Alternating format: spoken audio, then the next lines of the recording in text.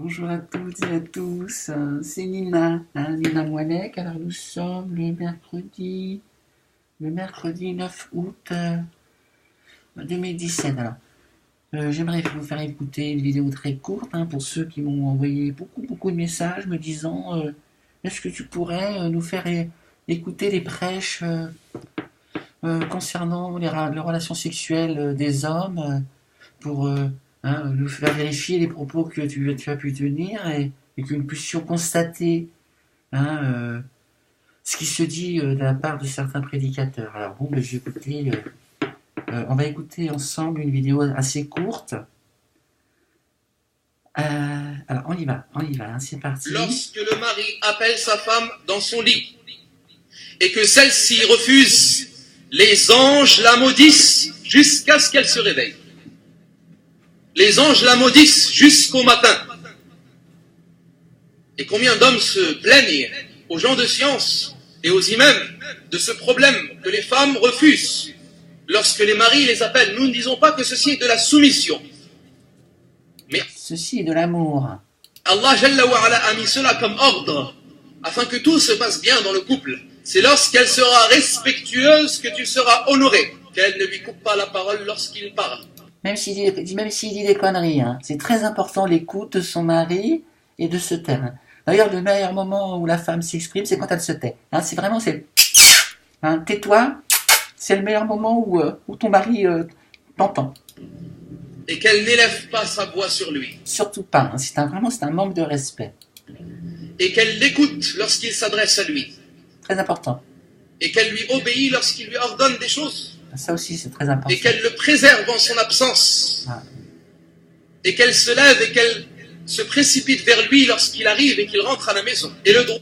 C'est aussi quelque chose de très important. C'est vrai que nous, les femmes, c'est vrai que nous sommes très occupés. L'aspirateur, le balai, la vaisselle, les enfants, tout ça. Mais il est très important quand on entend sonner à la porte et qu'on entend la jolie voix de son mari. À plat ventre. Alors là, c'est le degré, c'est le niveau de foi, c'est l'excellence. Là, tu te jettes sur le vent. Tu dis chérie, piétine-moi avec tes godasses. Je veux la satisfaction de Dieu. Ça, c'est très important. Nous sommes très très négligentes à ce niveau-là. Le droit de ton époux sur toi passe avant le droit de tes parents sur toi. Très important. Malheureusement, qu'Allah les guide, beaucoup de mères rentrent dans les affaires du couple. C'est vrai. Et veulent alors défendre leur fille. C'est ce qu'on peut comprendre, mais la belle-mère est chiante. Elle est chiante.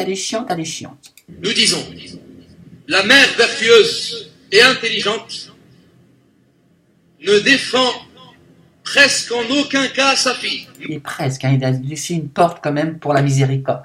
De temps en temps, vous pouvez prendre sa défense. Mais c'est vrai que la belle-mère, la belle-mère est chiante. Même si sa fille a raison.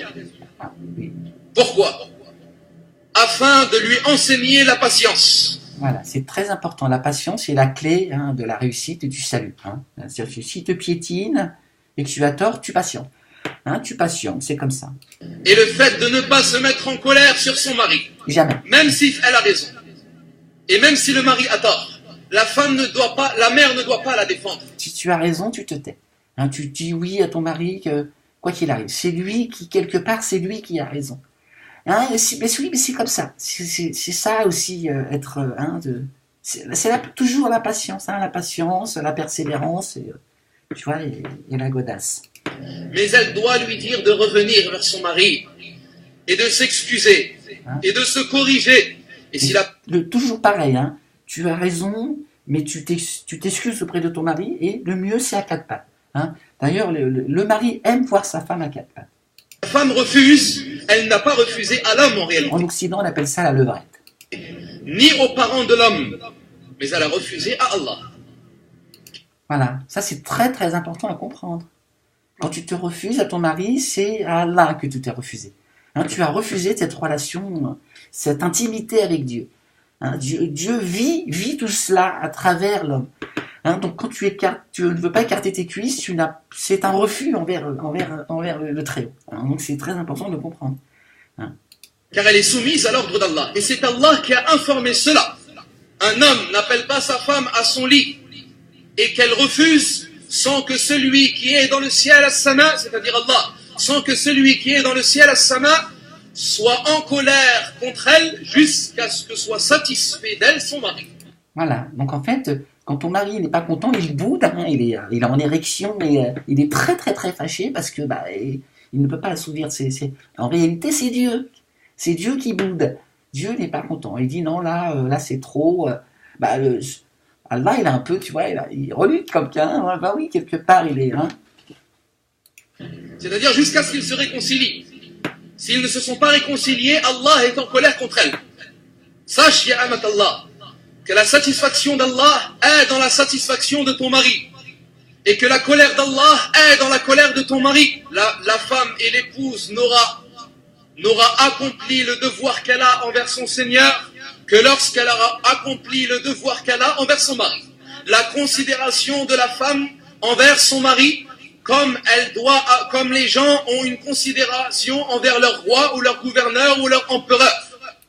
Lorsque le mari... Voilà, donc, vous voyez. Donc, en conclusion, le paradis ne se trouve pas sous les pieds de vos mères, mais sous les godasses de votre mari. Voilà. Hein. Donc ça, c'est quelque chose qu'il faut que l'on intègre. Hein. Et c'est vrai que l'on devient quand même de plus en plus désobéissante. Hein. Hein, une mécréante. Et c'est pour ça que je voulais faire ce rappel très rapide pour mes sœurs que j'aime en Allah. Cessons la désobéissance envers nos maris. Hein, le paradis, il est sous leur godasse. Hein, donc, à un moment donné, on ne peut pas copier la femme occidentale. Hein. Il faut le dire, il faut pas avoir peur faut pas avoir peur des mots. Voilà, donc j'espère que vous avez pris un grand plaisir à écouter ce grand shir, hein, que Dieu le bénisse, hein, que Dieu bénisse toutes ces femmes, qui lui ouvrent le plus grand du paradis, hein, donc le Fardaous, hein, c'est le nom d'un des paradis. Et puis, mes sœurs, je vous aime très fort. Et quand votre mari vous demande de s'offrir à lui, même si vous êtes souffrante, voire mourante, n'oubliez pas que c'est à Allah que vous vous refusez. Hein. Je vous dis à très vite. Je vous fais plein de bisous partout. Et comme dit mon frère que j'aime très fort, peace.